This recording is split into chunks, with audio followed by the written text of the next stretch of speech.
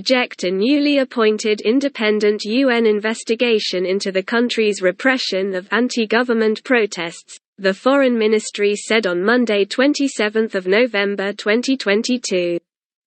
As demonstrations showed no sign of abating.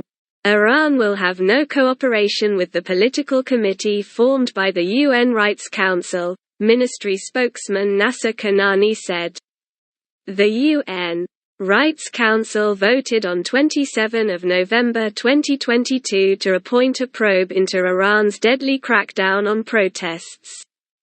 Volker Turk, the UN Rights Commissioner, had earlier demanded that Iran end its disproportionate use of force in quashing protests that erupted after the death in custody of 22-year-old Kurdish woman Mahsa Amini on 16 September 2022.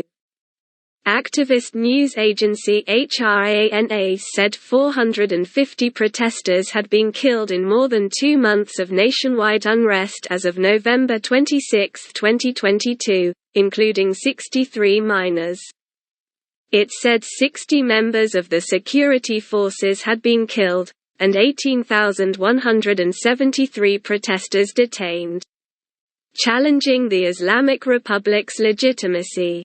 Protesters from all walks of life have burned pictures of Khamenei and called for the downfall of Iran's Shiite Muslim theocracy. The protests have particularly focused on women's rights. Amini was detained by morality police for attire deemed inappropriate under Iran's Islamic dress code, but have also called for the fall of Supreme Leader Ayatollah Ali Khamenei. The unrest has posed one of the boldest challenges to Iran's clerical ruling elite since it came to power in the 1979 Islamic Revolution. Though authorities have crushed previous rounds of major protests, Iran has blamed foreign foes and their agents for the unrest. Iran has proof that Western nations were involved in protests that have swept the country, Kanani said on Monday.